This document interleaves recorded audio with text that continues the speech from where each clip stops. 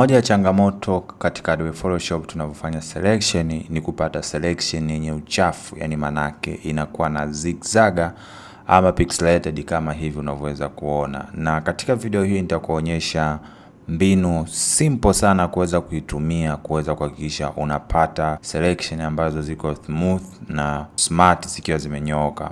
Lakini kabla tujaanza tutorial hii, ningependa kwanza uende kwenye video description na download faili hizi ambazo nimezitumia katika kufanya mazoezi, ili kuhakikisha kwamba kila hatua ninayopiga na wewe unaipita hivyo hivyo na tuweze kupata matokeo ambayo ni sawa. So bila kupoteza muda, nitakachokifanya nitakuwa nimefungua picha yangu hii, kisha nitaenda kwenye selection tool ambapo nitatumia quick selection tool, nita zoom in, nitaanza kuselect mtu wangu roughly kama hivi unaweza kuona, na hii sehemu ya ndani tuta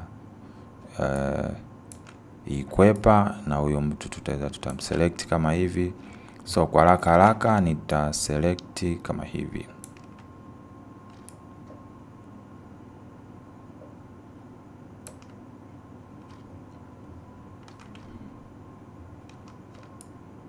Kwa hiyo baada ya kufanya selection kama hivi, nitaenda kwenye sehemu ya juu kabisa iliyoandikwa select and mask.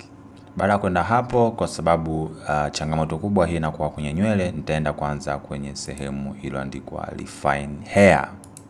Baada ya kwenda kwenye refine hair, Photoshop imefanya kazi nzuri sana, lakini kuna sehemu nitabidi nizifix. Kwa nitakachokifanya, nita zoom in na sehemu hii nitatumia brush ya kawaida kuweza ku restore details ambazo zimemiss kama hivi,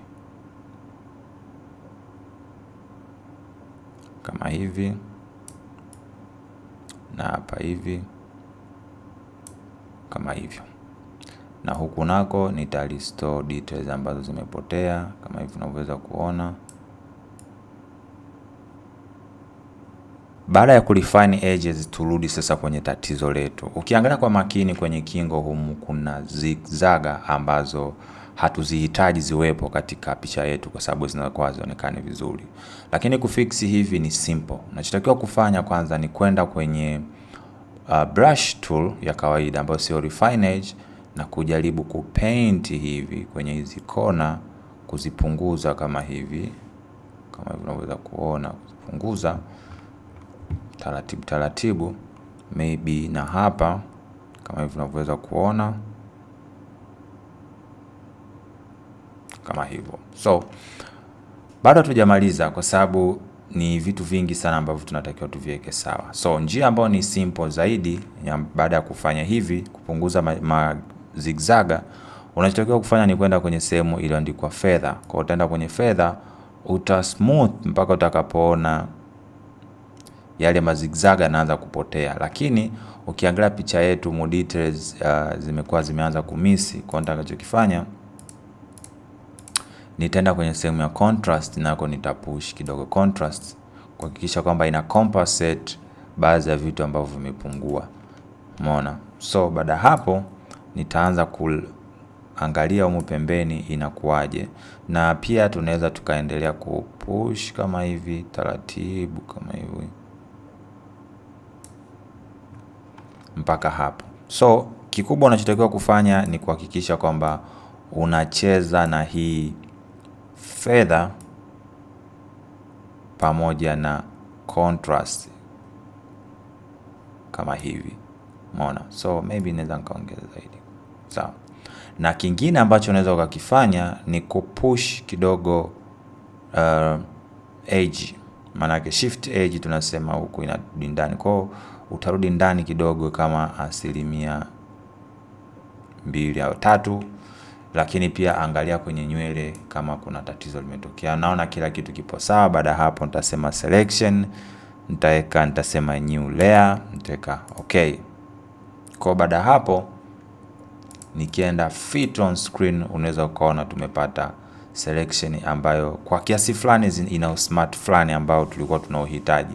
Kwa baada hapo unaweza ukaamua kuweka manjonjo yako ambapo unahitaji kuyaweka. Kwa mfano mimi naweza ngasema nitaweka hii picha hapa kama hivi, nita rotate kama hivi, nitahakikisha hii picha imefit juu mpaka chini kama hivi.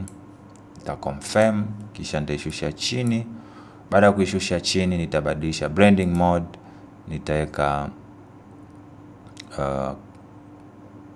multiply kama hivyo unavyoweza kuona, na baada hapo nitaenda kwenye effects blending option.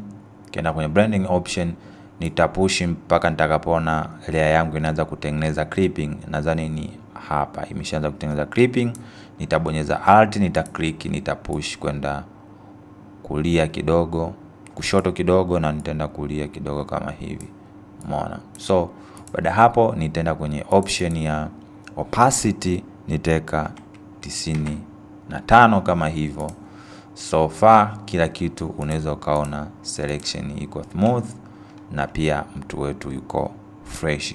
So guys, hicho ndo kitu kifupi ambacho nitaka kushare na nyinyi kuhusiana na kufix tatizo la selection. Lakini kabla hujamaliza video hii kuiangalia, na jambo la msingi sana nataka kukwambia kwamba kumbuka kwamba na course ya Adobe Photoshop ambayo inakufundisha hatua kwa hatua jinsi gani kuweza kutumia Adobe Photoshop. Mambo mengi sana utajifunza katika kozi hii. Utajifunza masuala ya basics, utajifunza kutumia tools, utajifunza light and color adjustment, utajifunza masuala ya photo retouch, utajifunza kudesign matangazo tofauti tofauti, utajifunza mbinu tofauti tofauti za kutumia Adobe Photoshop. So kujua zaidi, hakikisha unabonyeza link katika description ya video.